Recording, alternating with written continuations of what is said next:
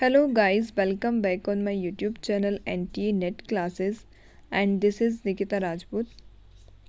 स्वागत है एक बार फिर से आप सभी का मेरे NTA Net Classes YouTube channel पर, जहां पर मैं आपको NTA Net से रिलेटेड मोस्ट इम्पॉर्टेंट टॉपिक्स के बारे में यहाँ डिस्कस करती हूँ और उससे रिलेटेड वैकेंसीज़ के बारे में भी। तो आप सभी लोग के लिए मैं ये आज एक नया टॉपिक्स लेकर आई हूँ।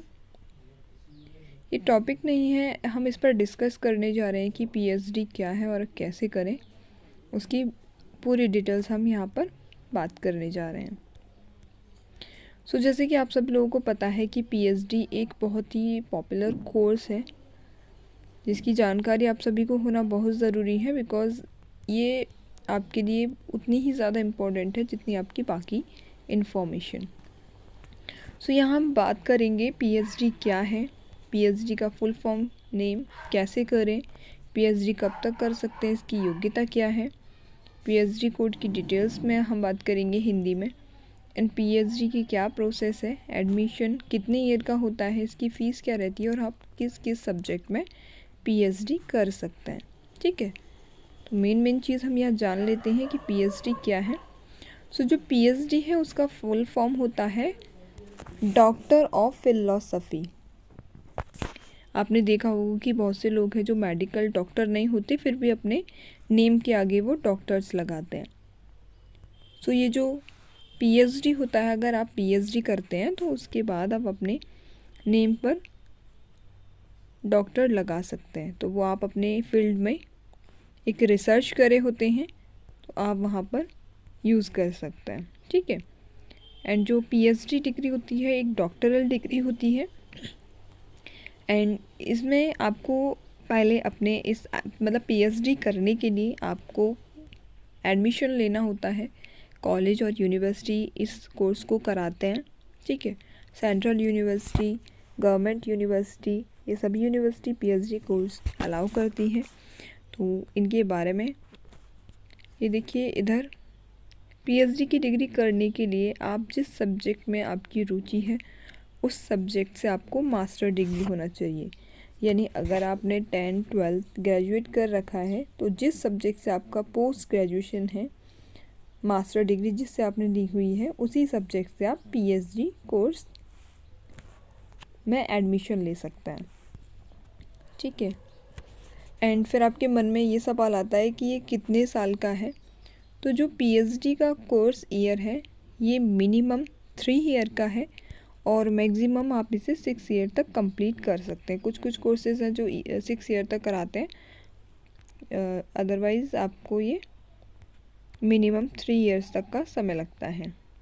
ठीक है, इसके बाद है पीएचडी के लिए क्या क्या योग्यता होनी चाहिए। तो आपकी एलिजिबिलिटी की बात करें, अगर आप पीएचडी एप्लीकेशन फॉर्म फिल करना चाहते हैं, पीएचडी के लिए एडमिशन फॉर्म फिल करना चाहते हैं, तो इसमें आपके लिए मास्टर डिग्री होना ज़रूरी है।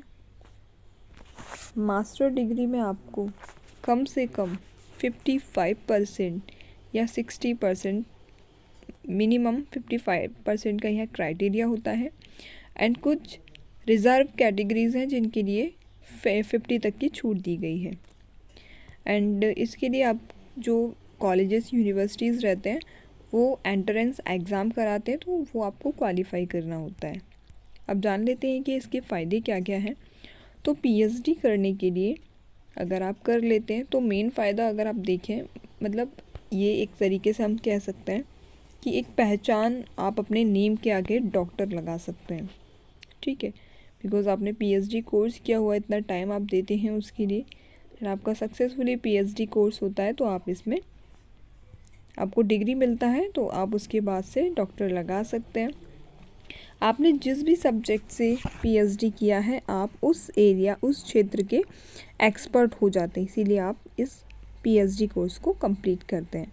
ठीक है, एंड इसके साथ ही साथ अगर आपने पीएचडी किया हुआ है तो आप किसी भी कॉलेज एंड यूनिवर्सिटी में प्रोफेसर पद के लिए एलिजिबल होते हैं।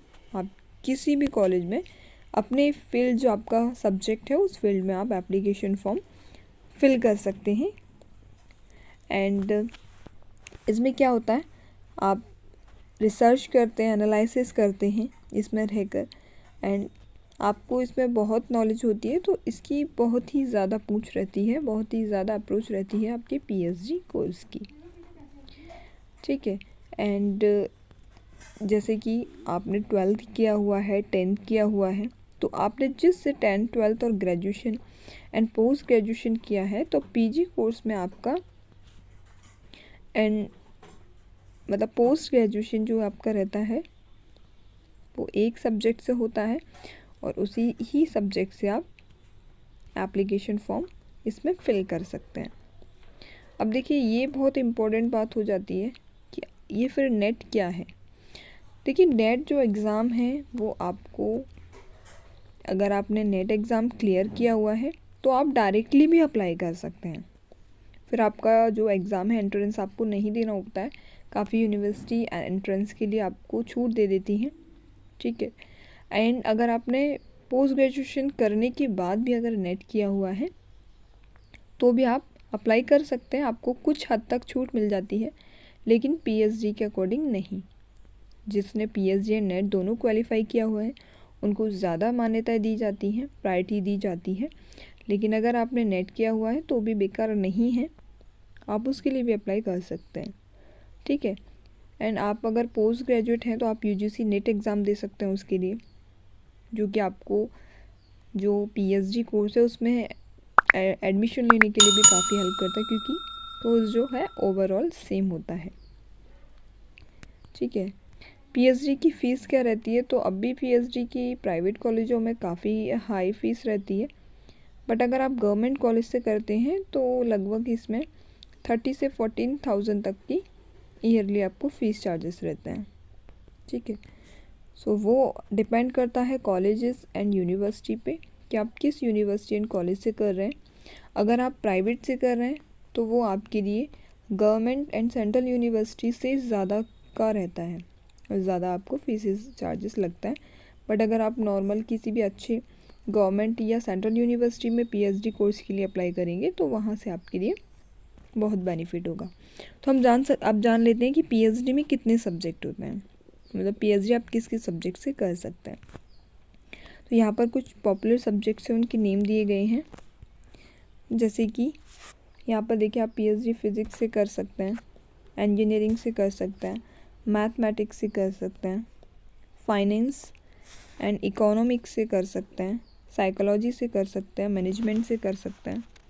इसके अलावा आपको Hindi, English, home science, agriculture, history, fine arts, surgery, geography, geology, accounting, biochemistry, pharmacy, इन सभी कोर्सेज से आप पीएचडी एप्लीकेशन फॉर्म फिल कर सकते हैं, ठीक है। एंड आसानी से किए जा सकते हैं इकोनॉमिक सब्जेक्ट से पीएचडी। इकोनॉमिक्स सब्जेक्ट है, काफ़ी अच्छा सब्जेक्ट है, आप उससे भी कर सकते हैं। सो मेनली क्या रहता है, यूजीसी नेट जो आप एग्ज़ाम देते हैं उसमें आपका पेपर 1 सभी सब्जेक्ट्स जितने भी डिफरेंट सब्जेक्ट्स रहते हैं, ठीक है। जस्ट एग्जांपल आपने फर्स्ट नेट एग्ज़ाम क्वालिफाई कर रहे हैं पोस्ट ग्रेजुएशन के बाद, तो आपका जो पेपर 1 होगा वो सभी सब्जेक्ट्स के लिए सेम रहेगा। पेपर 1 कंपलसरी है सबके लिए, लेकिन जो आपका खुद का अलग सब्जेक्ट है उसमें आपका जो आपके सब्जेक्ट है उससे रिलेटेड आपको सेकंड पेपर में आपका उससे पूछा जाता है। तो इसी तरीके से आपका जो पीएचडी होता है उसमें एंट्रेंस एग्ज़ाम होगा, उसमें भी आपका जो रिसर्च है यानी पेपर 1 मोस्टली सिमिलर रहेगा, बट जो सेकंड सब्जेक्ट जिस फील्ड में आप स्पेसिफिक मास्टर डिग्री किए हुए हैं वो सब्जेक्ट का आपका अलग तरीके से रहेगा, ठीक है। तो ये कुछ डिटेल्स थी पीएचडी के बारे में, जिसमें अब मैंने आप मेन टॉपिक्स डिस्कस किए हैं।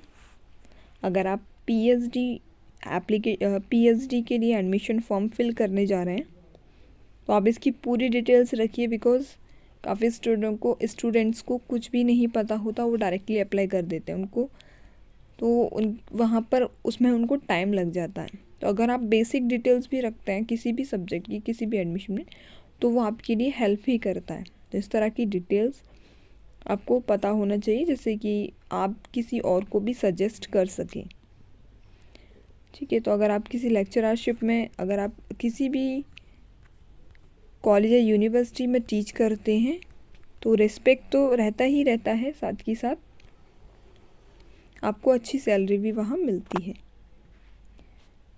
तो ये सभी सब्जेक्ट्स हैं जिसमें कि एडमिशन फॉर्म फिल कर सकते हैं। ठीक है, अगर आपको इसी तरह की मोर डिटेल्स चाहिए, मैं पर्टिकुलर कोई सब्जेक्ट्स पर नहीं बना रही हूँ, बट हाँ, क्योंकि यूजीसी नेट एग्ज़ाम जिस पर्पज़ से किया जाता है एंड जो न्यू लर्नर्स हैं जिनको बिल्कुल भी डिटेल्स नहीं है, वो एक बार मेरा ये वीडियो देख सकते हैं। तो होप उनको बहुत नॉलेज होगी इस चीज़ की कि किस फील्ड में किस तरह से आप कर सकते हैं। Thank you so much for watching. Keep learning. Happy learning.